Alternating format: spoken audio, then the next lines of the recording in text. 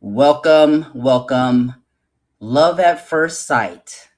Is that a thing? Especially for Christians, right? We're on our dating journey and we want God to bring our the one in front of us, right? So, in today's episode, we're going to talk about this whole concept of love at first sight.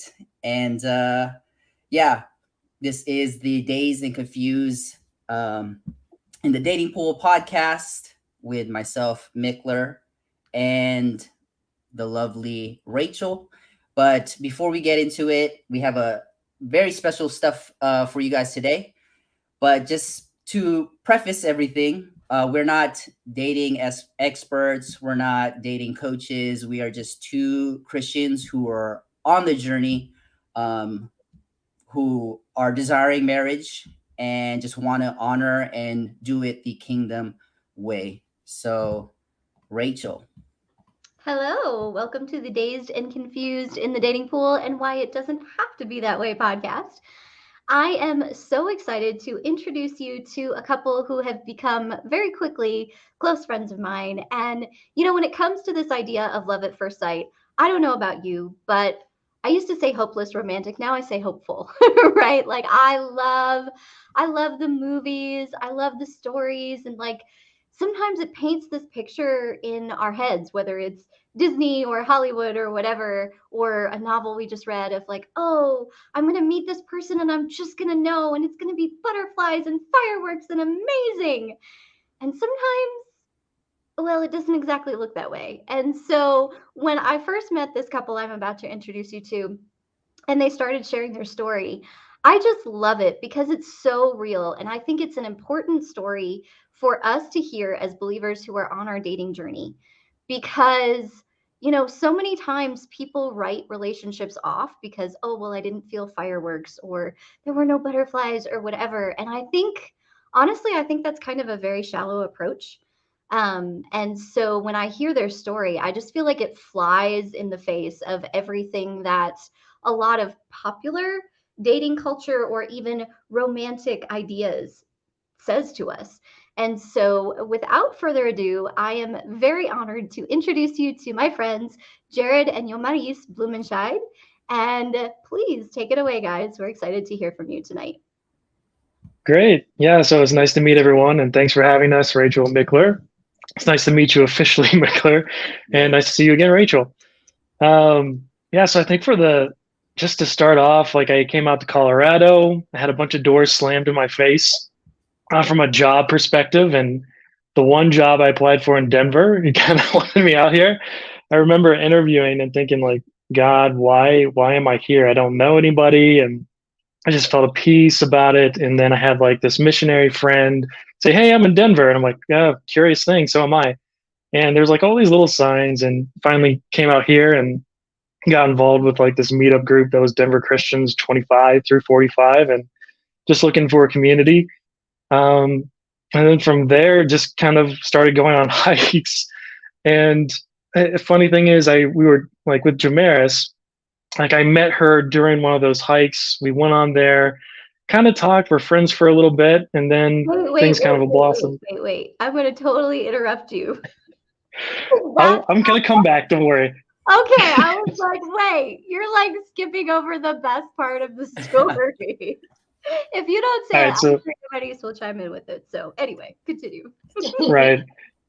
So as I'm driving to this hike, it's the first one I'm going to. I see a bunch of construction in the left lane, and I got over really quickly, didn't really think much of it, except that there was this one lady that was tailgating me afterwards and in my rearview mirror.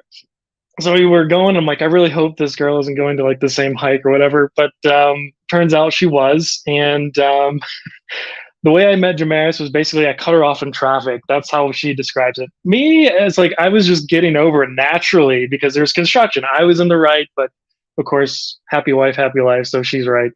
But yeah, after that, kind of got out, started talking. I found out she's from Puerto Rico, and no, I did not ask her if she needed a passport to visit the United States, which gave me bonus points. And we just kind of talked about each other, like just our past. Sorry. And on the way up on the hike, I was trying to talk to her, like just kind of like where are you from? The usual questions and all these different things. And she was, I think, just struggling to get some breath as we were going up. And I took it as this girl just does not want to talk to me. So from there, just I did offer her like one of my like jackets because it was cold and rainy that day, just as a courtesy. And really after that, I think we just became friends as part of this meetup group. Didn't really ask for a number right away, but just kind of saw each other at church randomly. And then just started hanging out on hikes and kind of went from there. But I don't know if you want to add anything. Sure, sure. First of all, thank you for inviting us to be part of this podcast. So yeah, that's exactly how it happens. In my case, specifically, I was in a season where I didn't want to talk with any guys because I was using the dating app, so I completely understand the frustration when you are like going to different dates and like having your emotions here and then having your emotion down because it didn't work in the way that you wanted.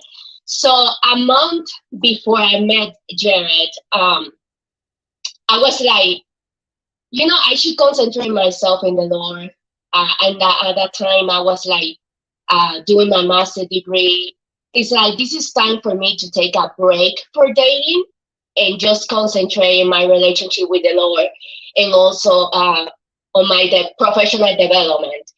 And in that specific moment, I just decided to do that. And it's like, you know what, Lord, let's do that for a year. I'm not going to be worried about me, like getting close to my 30s and haven't been married yet. I'm just not going to be worried about it. Let's just concentrate on the purpose that you have for me in this year. And right now, my purpose is like to have a closer relationship with you and continue growing with you, and also in my working my confidence and my professional development.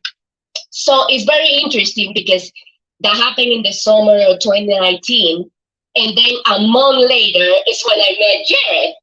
So when I met Jared, I didn't think about like, oh, he's my future husband and we're going to get married. No, I mean, I decided just to concentrate on what I needed to concentrate on and not to think about who would be my future husband. So it's very interesting that during that time that I was like taking a break is when I met my future husband. So yeah, I met Jared. It's true. He's wanted to have a lot of conversation with me.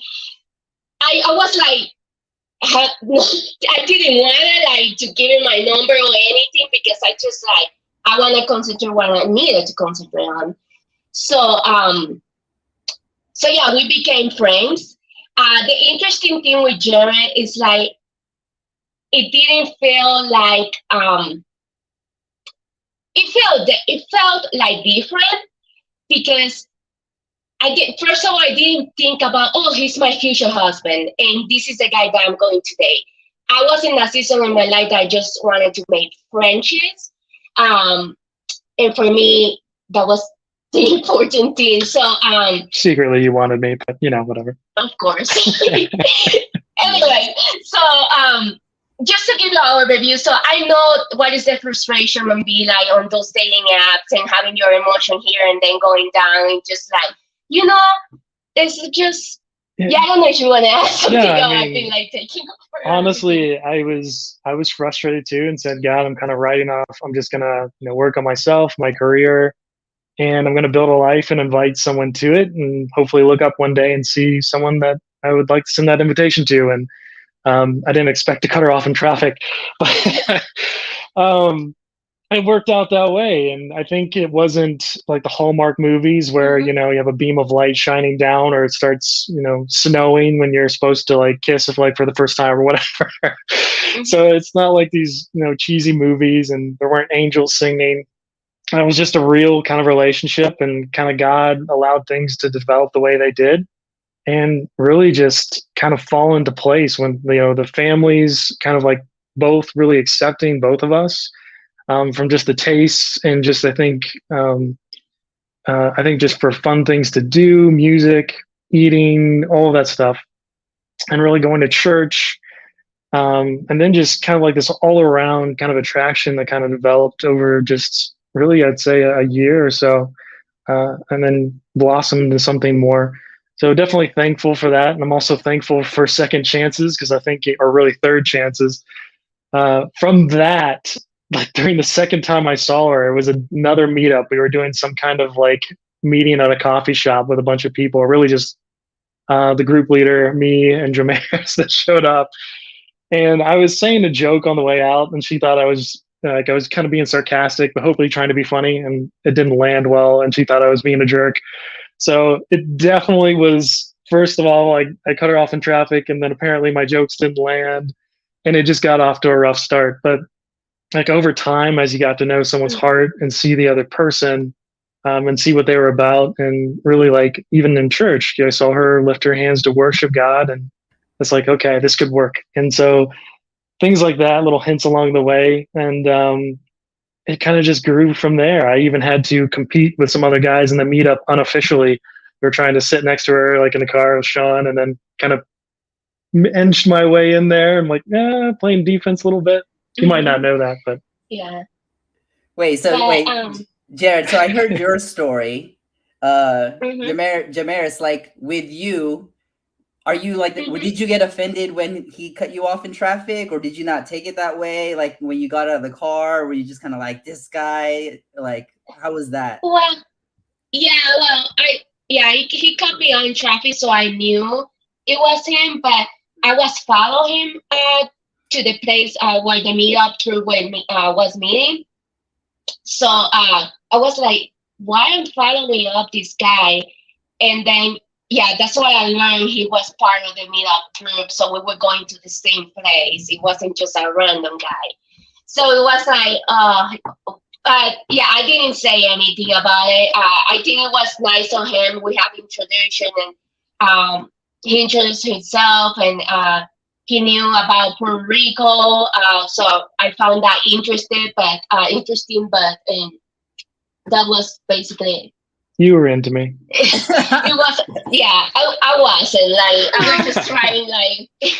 So I want to dig into this a little more, because first of all, your story is so funny, and secondly, like I know that for you, Jomaris, when you met him, like you said, like it wasn't like like you weren't even interested. Your mind wasn't there, and you weren't even interested. So I'm curious for you, like what was that journey like? What shifted for you? Like how did that kind of unfold for you? I'd love to hear you share that. Sure. So for me, I would say the second and the third time that I saw him, it was like, wait a minute, I'm seeing this guy that much, and like, I think the way that Jared was treating me is why it caught my attention. In a good way. In a good way, yes. I think. Just to clarify. Yes, I'm insulting you and cutting you off in traffic, you know. Yeah, no, not that far. But during that hike, it was very nice for him. Like I was freezing, and during the hike, it was raining. So he gave me his sweater. Like he offered to help me get it. I think it was, that's very sweet of him. So chivalry's not dead. Chivalry's not dead. No, that's right. I was cold. Yes. Nice. So so I think in the way that he was treating me, and the way that he was trying to get a conversation with me, it was not just about. How can I say that? It's just not about like, where are you from, and the typical question that people ask for. Just like when the person wanted to get to know you. So I think it felt different in the way that he was like asking me questions, and he knew about my country, and he knew about the way that he gave me his swear. I think it was very sweet, and I was like, oh, nice, thank you. So the second time that I saw him, it was like a book discussion. And I remember it was in Denver, and it was very dark, and he offered himself to me and the other lady who was with us to walking us to our car, so we don't going to our car alone. And I think that was very sweet, and I appreciate that. Then the third time that I saw him, that was the time it's like, wait a minute, I'm seeing this guy that much. I didn't know he was part of my same church. So Wow. I was going out of the church and I see this guy like reading outside, I mean, on the front door. And I saw him say, oh, hi. And yeah, and that was the third time. It's like, oh, I didn't know this guy again. It's like my same church. Um, to be very transparent with you, every time I was going to church now, I was like looking around to see if I see him again.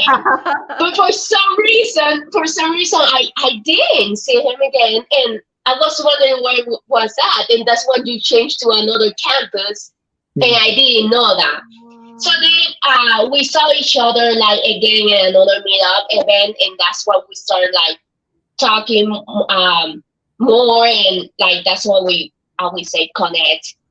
And he invited me to his his campus. And yeah, this was basically. But I would say, I think the way that he treat me and the way that's why I don't know. That's why I connect like with me more than like I don't know.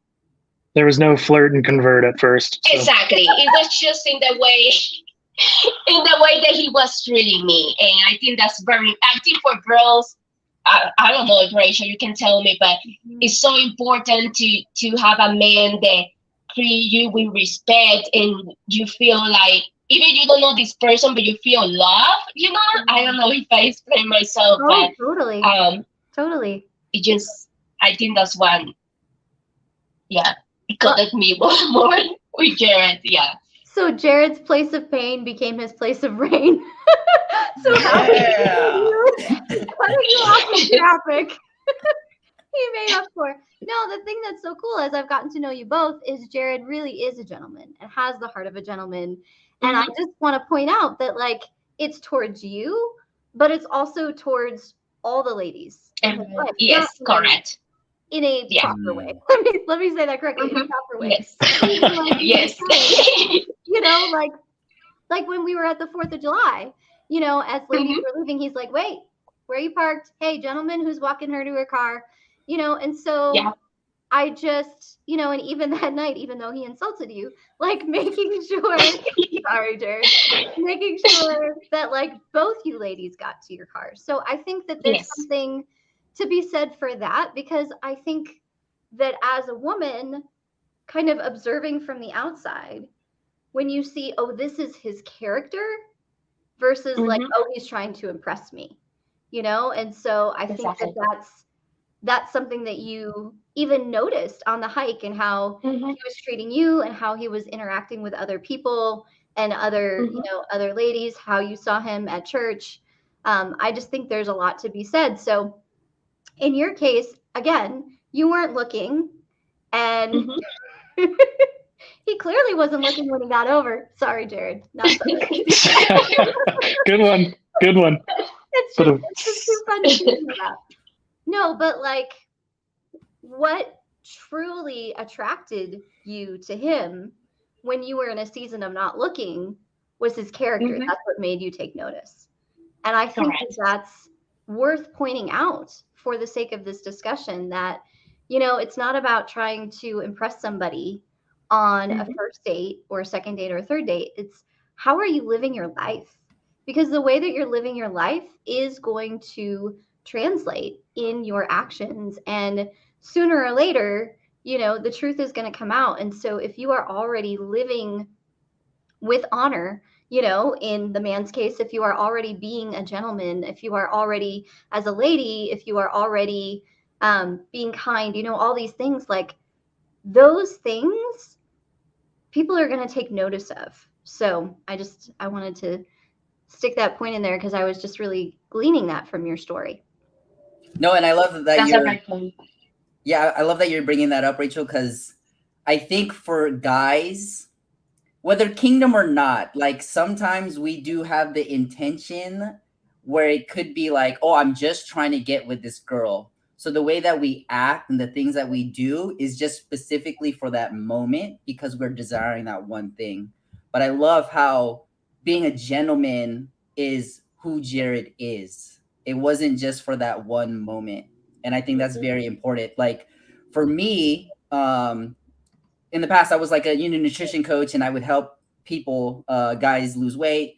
And one of those things that I would like make sure that we kind of, I guess, bring to light was like how Rachel said, the way that you do one thing is how you do everything else. So if the guy doesn't put the toilet paper back on the roll, how am I going to expect him to be willing to like meal prep on a Sunday? Or he sees a piece of trash when he's walking, or a shopping cart. I was just gonna say the shopping Oh cart. yeah. No, exactly. But that's a way for us to assess, someone's character and the way that they kind of go about their life. Totally. Everything we do, it should be unto the Lord. So if we're doing it unto the Lord, there should be excellence to it. And I think if we're doing it excellently, being a gentleman is a part of it. So kudos to you, Jared, being that model. Thank you, Mickler. And I think there's something to be said too and I want to maybe tee it up for where you might want to go, Jared. But I think there's something to be said also that like, what is, I'm going to misquote it now, but basically opportunity doesn't always come like we expect. He didn't expect to cut his wife off in traffic. She didn't expect for her husband to cut her off in traffic. It's just too fun of a story. And like, they didn't know they were going to the same meetup. She wasn't looking. So again, it wasn't like, I don't know. I just think sometimes we have these ideas and these expectations of what it's going to look like. And your story looked nothing like that. And that's part of why I love it so much, because it's so real. So yeah, there you go. I'll tee that one up for you and take it from there. Yeah, so I was even asked by a friend of mine, he's like, how did you know Jomaris was the one? And that was a hard question to even answer, because it's like, I wish, again, kind of the heavens parted and there was a voice and said, no, this is your wife. It wasn't like that. And it was very like, just, I think, subtle confirmations, I guess I would call it, where you aligned just, again, sort of the attitude, you aligned spiritually, and you had, eventually it's like the attraction grew, but also it was just weird because we, like, at first it was still like, I put her in the friend zone, if I'm being honest, and she never lets me forget it. It was like, I know I was dumb, but like as soon as I was like a week later, I started inviting her to other hikes with my family. Like my sister and brother-in-law came out, introduced her to the family. We all went hiking multiple like days for the weekend. I think it was Saturday and I think it was Friday too. But and it was weird because my sister started crying when she was going back home to Ohio. Like, I don't know why I'm crying, but I'm gonna miss Jomaris. I'm like, what about me? So I'm your family. What are you talking about? But there was just something there, and like I don't know, it's hard to explain, like a spiritual connection, and just things aligned. And my sister's like, I know you're not dating, but I approve already. And I got the same approval from my parents when I eventually took Jomaris back home for our Thanksgiving dinner, and it's just all these things kind of aligned. And like it's like, what else? It's like God has blessed me with a gift that's right in front of me. And it's like, are you going to basically take a next step of faith? Because to say that I was 110% sure, and I really don't know if I believe in like this whole destined kind of be together unless it's God's plan. And really, you live for God, and then he blesses you with someone to walk alongside you in that journey. So I think that's how I would view the one. It's very different from what these Hallmark movies and a lot of these other like romance movies are painting. It's just a different picture. So I guess for me, Jared, I'm curious to know, like, initially what prompted you to continue the pursuit. Like, if it wasn't, if you weren't sure, like you were still like being intentional about it, and your jokes didn't hit correctly, like with that, I think guys could get discouraged and be like, you know what, I won't like we don't have chemistry, or I don't, like what prompted you to continue? And then also like what got you to get her in the friend zone? Like why did you do that too? So it's almost like the two sides. Yeah. It was really this awkward dance. And I think that's just how life is. Like, it's not going to be perfect where everything comes together and like, oh, and if it is perfect, you should probably be asking, like, is the other person a sociopath? And so I'm kidding. Sorry. But it's definitely iron sharpens iron. And we met, and, it was, hey, let's hang out. And I enjoyed being around her, but it wasn't necessarily a dating relationship until it's like, as it progressed, I noticed myself hanging more and more out with Jomaris, and then you'll see us sitting together at the tables of the restaurants for whatever events we're going to, and it eventually turned into really just being a couple without the official couple announcement, if that's a strange way to put it. But it was kind of like we had someone call us out, like, hey, are you two dating? Like right in front of everybody. And we're like, bro, why did you do that? But things just kind of came to a head. And it's like, if I don't ask this girl out, I'm going to lose her. And that's basically like, I wanted to take the next step of faith, really, and kind of giving it over to God and letting things progress the way they should. And it worked out. When he sent me to the friends. Oh no, go for it. You go. So very good. When he sent me to the friend zone, I was like, he would keep like reaching out to me, and I was like, why are you reaching out to me? It's like, if you are not interested, I don't know if we can be friends. Like, like it's just, I don't know. And it's very interesting because I just don't know how I continue talking to him, because I know it's like he sent me to the friend, so how I can like continue to be friends with him. But yeah, friend zone lasts like a week and didn't last for a long time.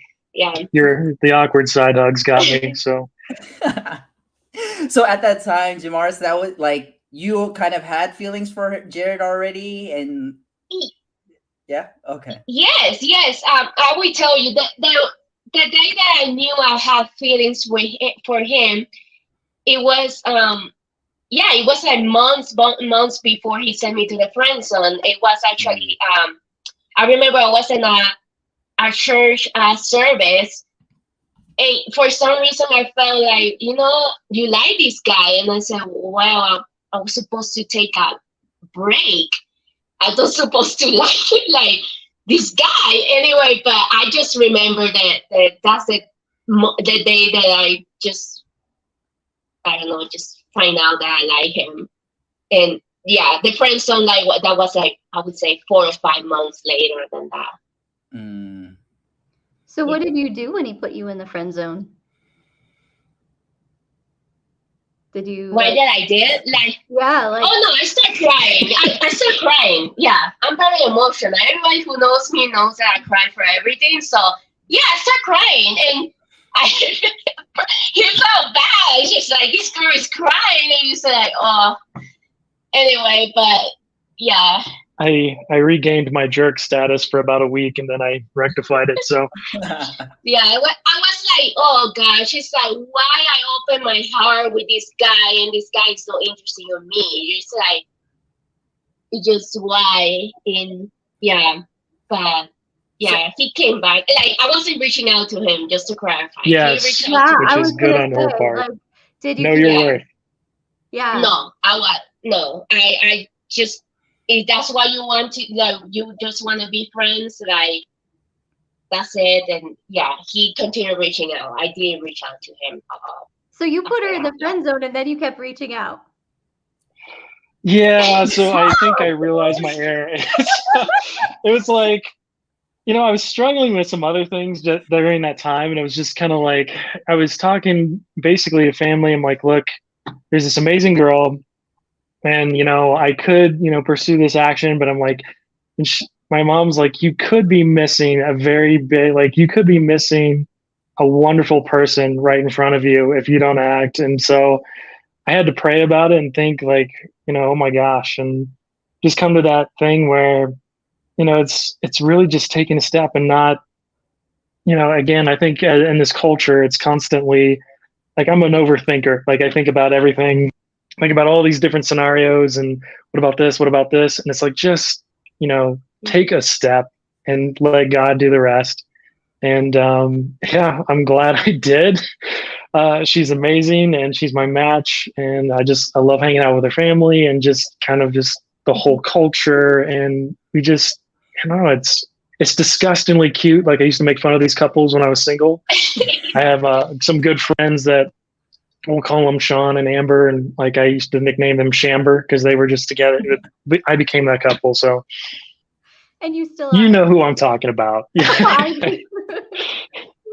Well, and you guys are so very clearly well matched for each other. Like, that's just, again, that was evident to me the first time I met you on a meetup hike, and just how well you partner with each other and interact with each other and honor one another, and just all of these things that I really saw that dynamic between you two even before I knew you were married.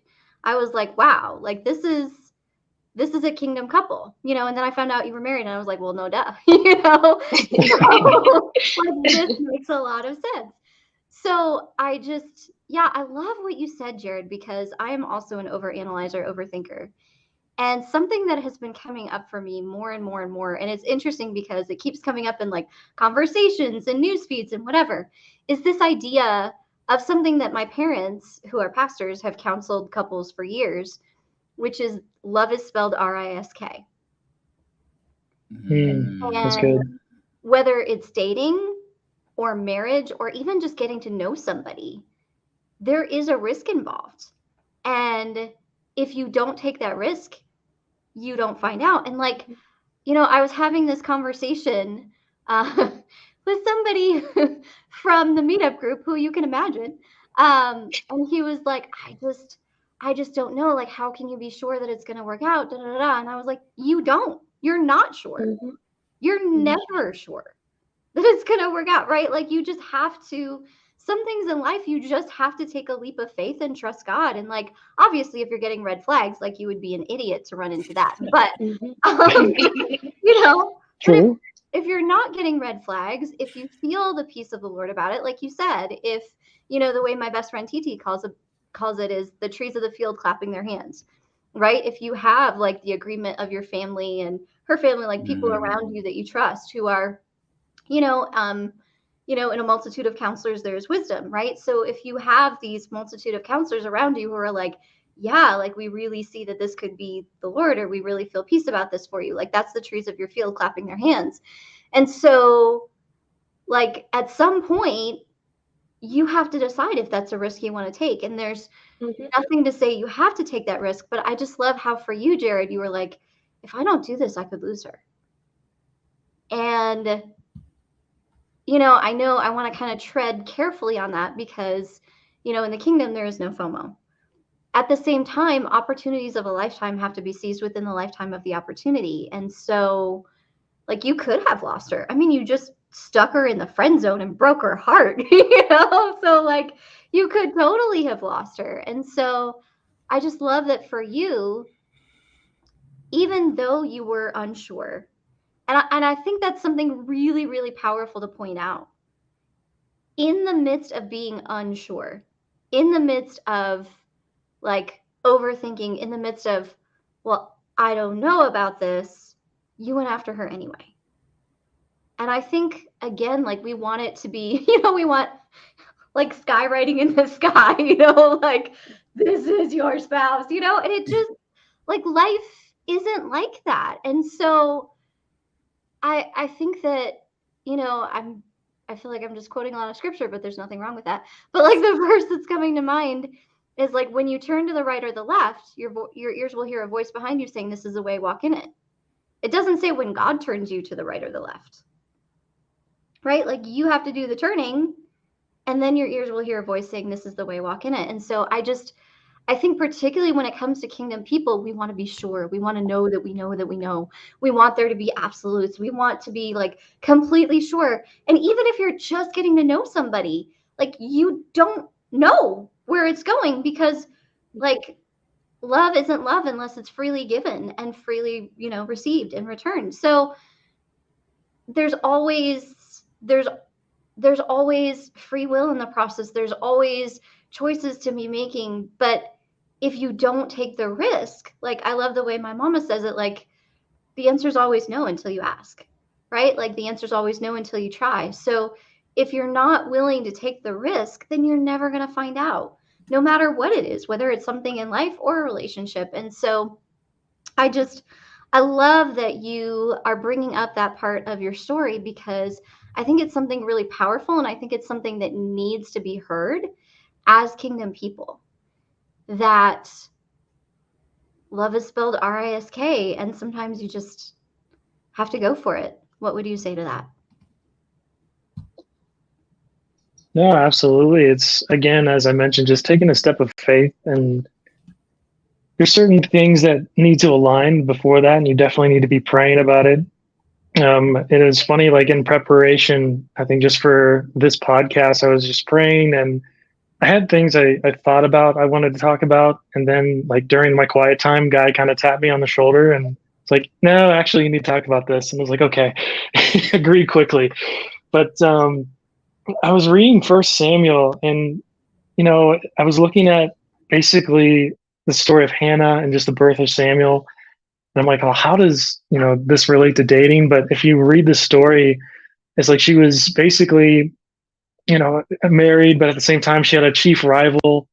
And the rival was named, basically, her name translated to pearl or precious jewel. She had the perfect life or whatever. She had all the kids and all the honor that she could have back in that day. And she just was rubbing it in.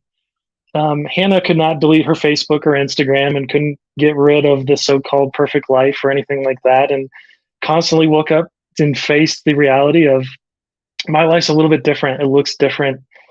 And just having to basically be nagged by that, and just every single day, to where she was breaking down just from the taunts from a rival.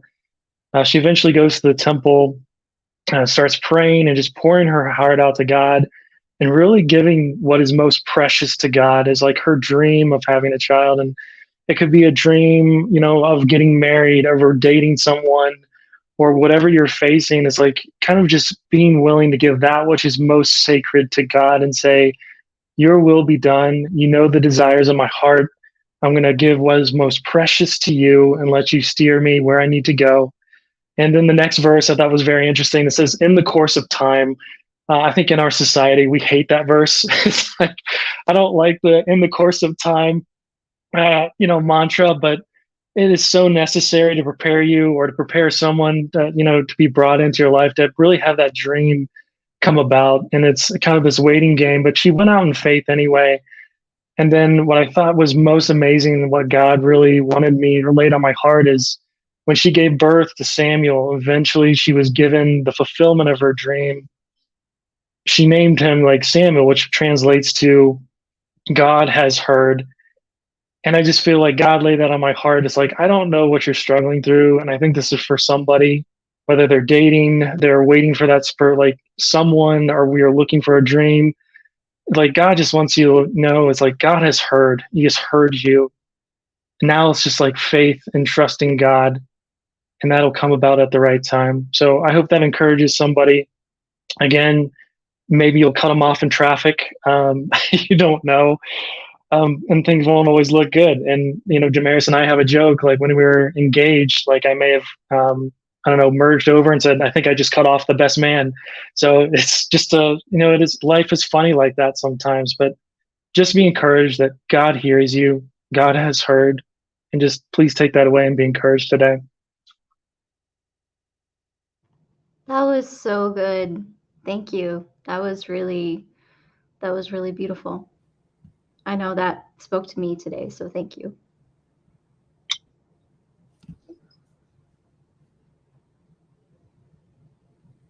Mickler, what you got? Oh, go ahead. Go ahead. Yeah, go ahead. I know you have something in your mind. Yeah, I think it was really good that you pointed out just kind of like the journey of it all, where I think when we kind of go into dating, a lot of us expect it's going to be like linear, like everything's really good, but it's interesting that it was like, I guess maybe you can clarify too, but like putting her in the friend zone and then kind of like still pursuing. It was just kind of like maybe your heart was in a place of just like not being sure, and like Yeah. maybe the relationship was just kind of a little bit messy, but you guys were just like figuring it out, or you were figuring it out, Jared, and in it. So, would you say that was kind of like the case? Yeah, there was definitely some confusion and just like, do I want to pursue something or not? And kind of just, again, kind of really understanding my own like heart and what I wanted and you know, what I felt like was best, and just kind of praying through some things. And again, it kind of came down to, really a risk. And, I was around Jomaris a lot, and then found myself inviting her to all this stuff.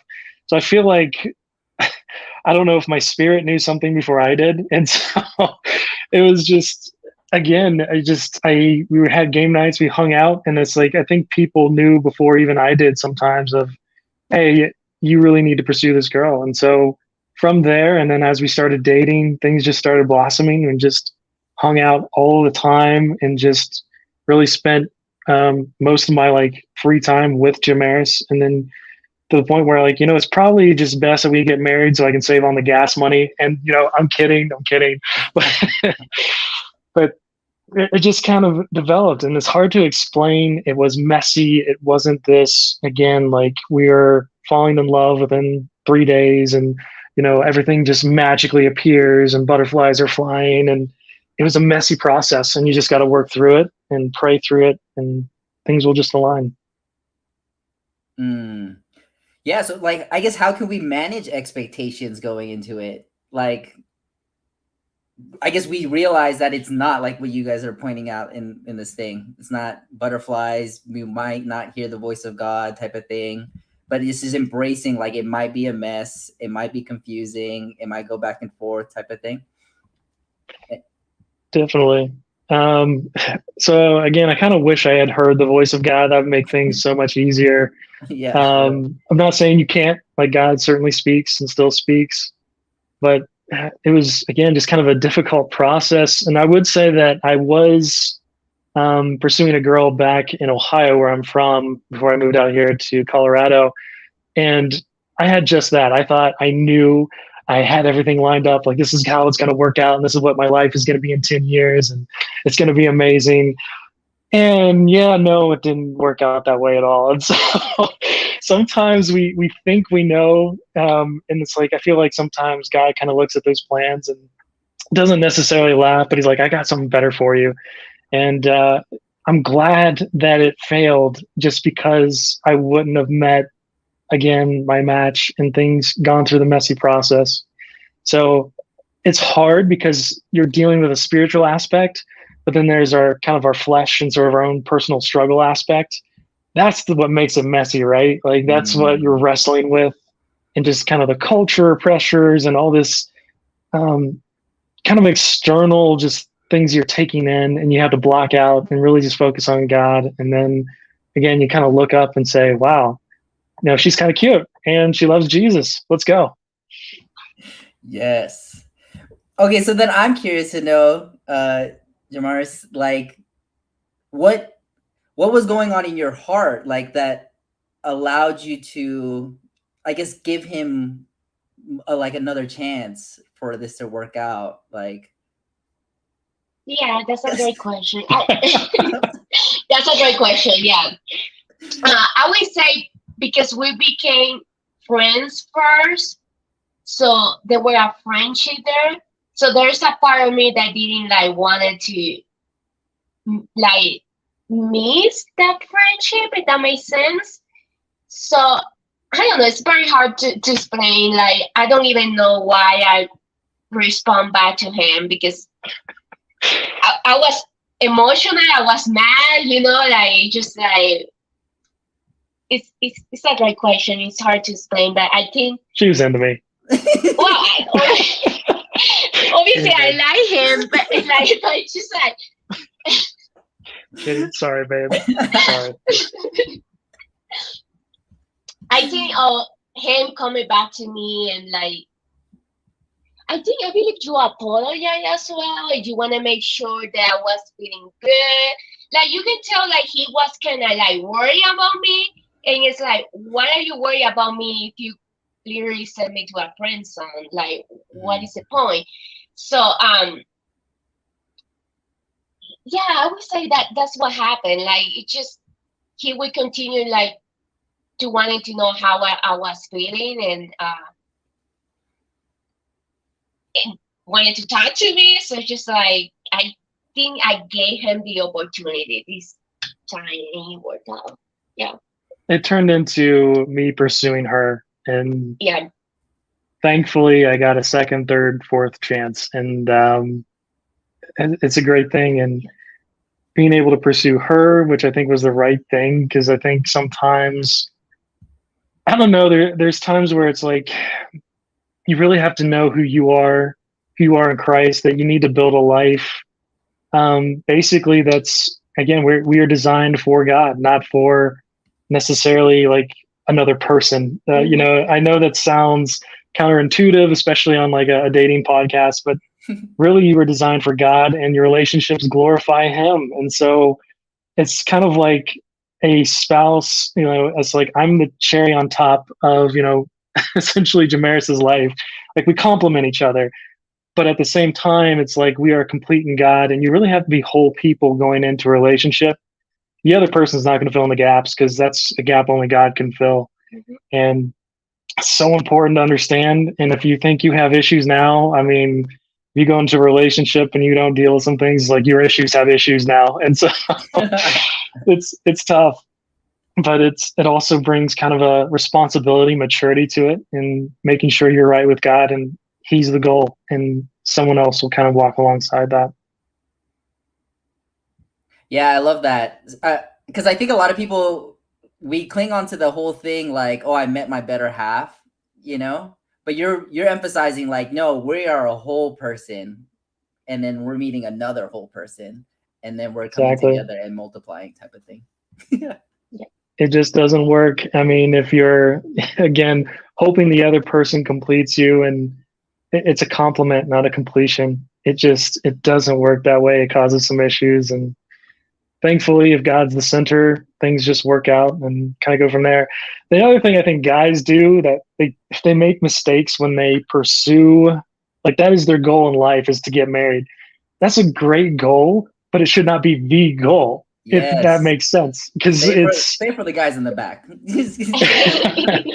And no, I'm not preaching at anybody, because it's like I'm sure everyone, including myself, has struggled with this at some point.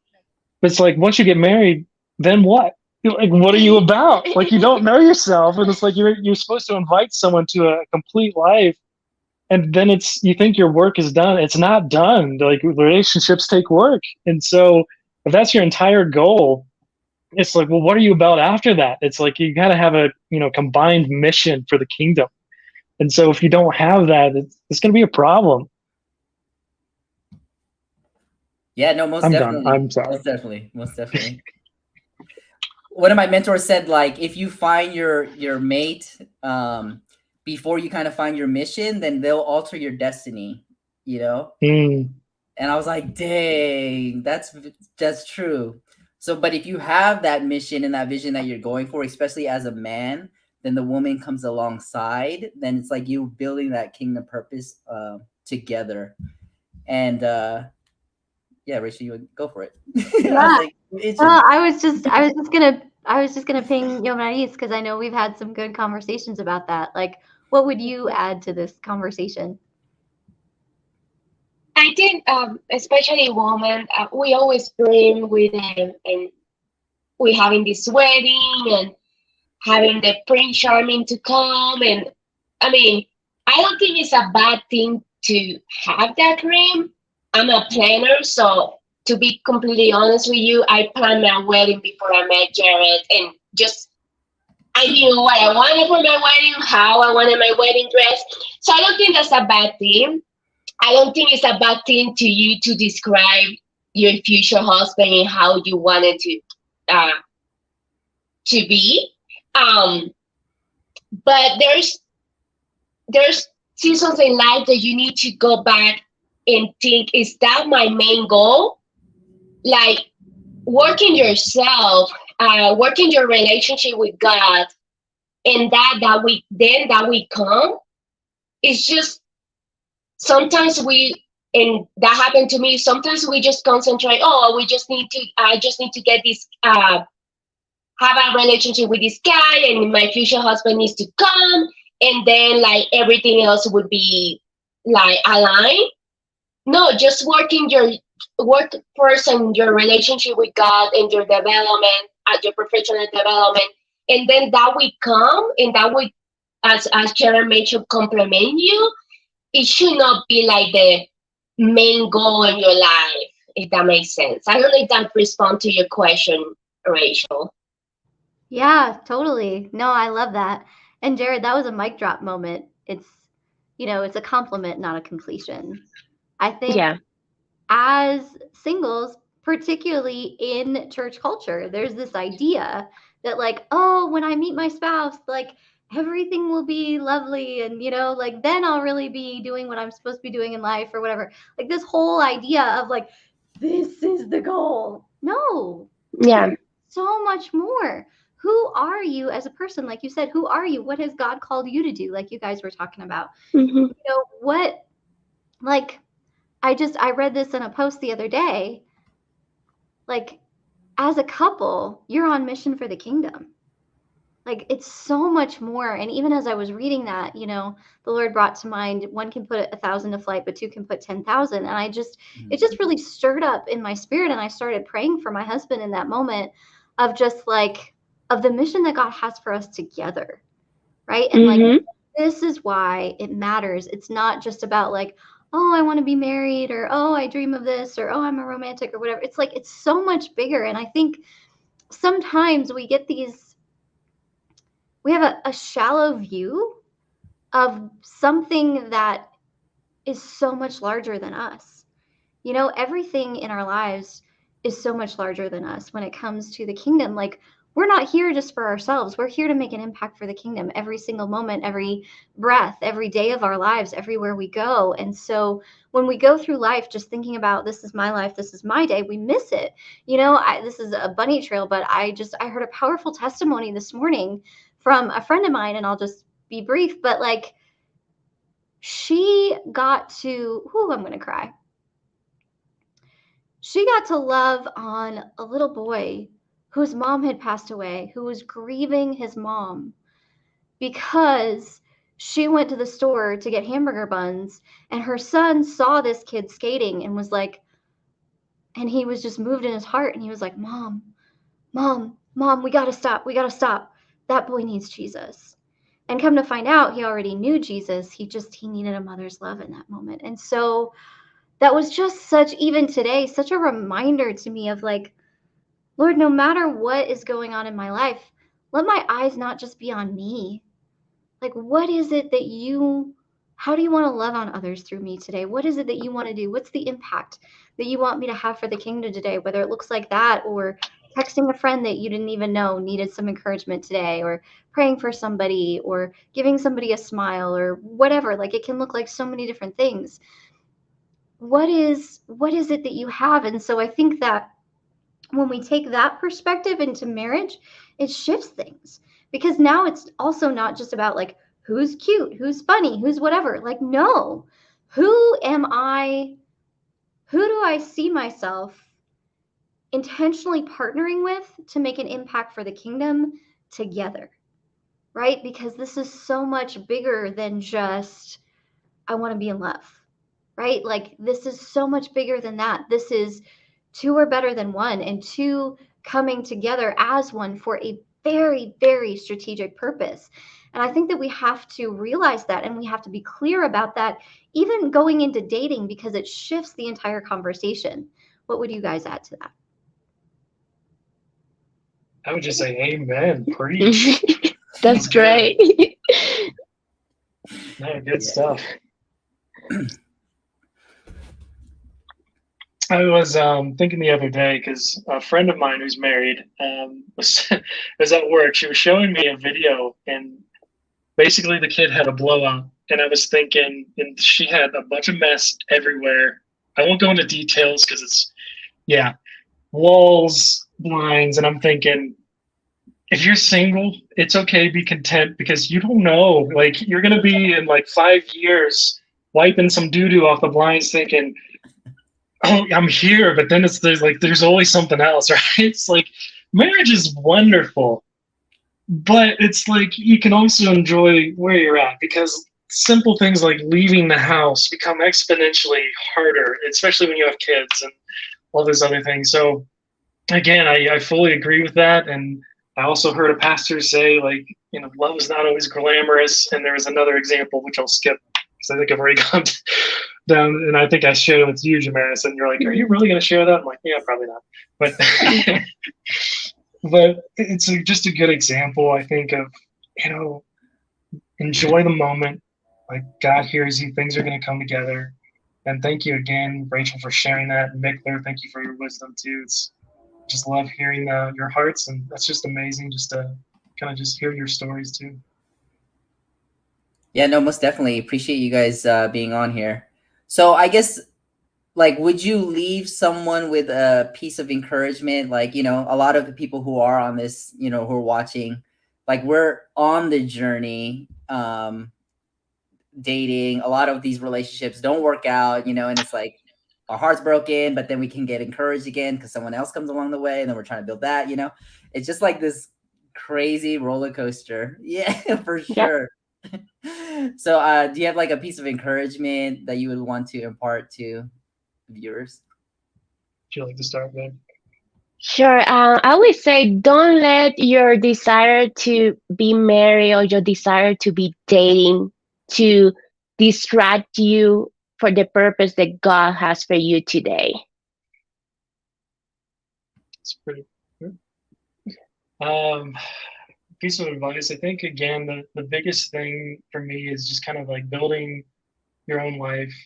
Talk to God about what you were put on this planet to do, what He wants you to do. Know who you are, and not so much from an arrogant or how the world thinks or takes that concept, but knowing who you are in Christ and what gifts you've been given and how do you better yourself every single day, and just really being confident in who God made you to be, confident in your relationship with Him, and then really pursuing those things. But it's okay to have a goal, again, just kind of pray about what I want for a dating life, or eventually finding a spouse and having those dreams with that. But again, it's not the primary goal. And so you're going to be just fine going through life because God completes you. And then, again, kind of looking up and finding out that someone's right there, that, if it's God's will to work out.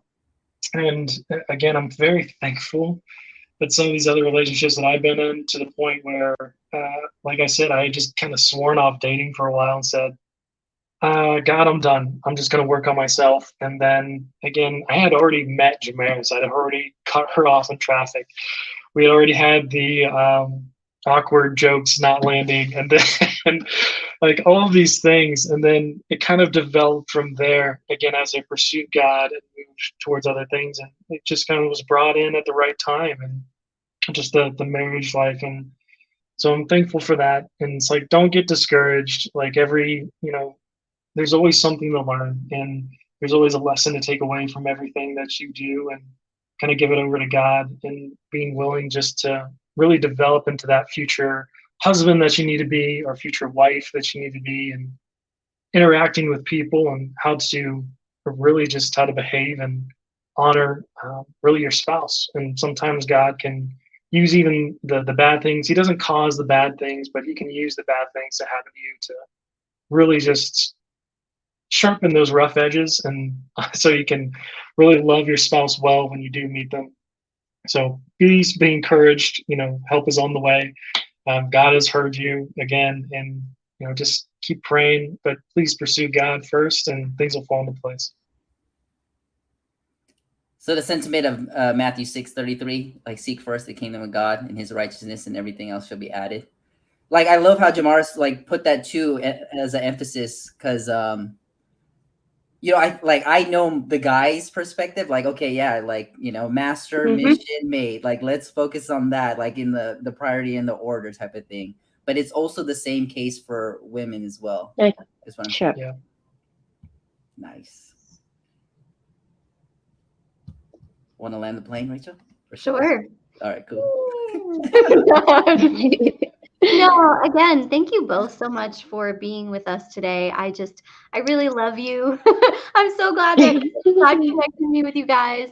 I love your story. I love how real it is. And I just love this encouragement for everybody who's listening that, like, just because it's messy doesn't mean that it's not God, and that, like, relationships are real. they're not they're not pristine. They don't always have snow falling, when you're supposed to kiss, and, like, all of this stuff, like, they don't. And I think that it's such a powerful, um really, example to all of us who are still in a dating season to just look at and go, wow, okay. And it also encourages me because, there is this aspect of hope of, like, okay, well, if God can do that for them, he can do that for me too. So I guess that's what I want to say in landing the plane, that in everything that you've heard today, I just want to bring it back to just that beautiful word that Jared had, that God has heard you, and that there is hope. And I just want to speak hope to your heart. And that what you have heard today in this story, like, the word testimony means do it again. And so as they're sharing their story, it's really their testimony. And so what God has done for them, he can do for you too. And so I just want to bless you with hope and encouragement wherever you are at in your dating journey today. It's not over. It's not over, right? He is the author and the finisher. He is the beginning and the end, the Alpha and the Omega. He sees the end from the beginning, even when we don't see it. So wherever you are at on your journey, know that the Alpha and the Omega is already at work on your behalf. Romans 8:28, we talk about it all the time on this show, but is an operation. He works all things together for your good. He loves you, and the plans that he has for you are good. So, with that, I will close for this evening. Thank you so much for tuning in. If you found value in this conversation, would you do us and Jared and Jomaris a favor and share this with somebody that you know would benefit from this conversation today? Be sure to hit that like button, subscribe, follow, all the things so that you don't miss any of the great content we have coming up for you. Again, we really, really appreciate you being here. We hope that, and more than hope, we pray that this podcast is a real source of encouragement to you on your dating journey as we get raw, real, and vulnerable about ours. And with that, we will catch you on the next episode.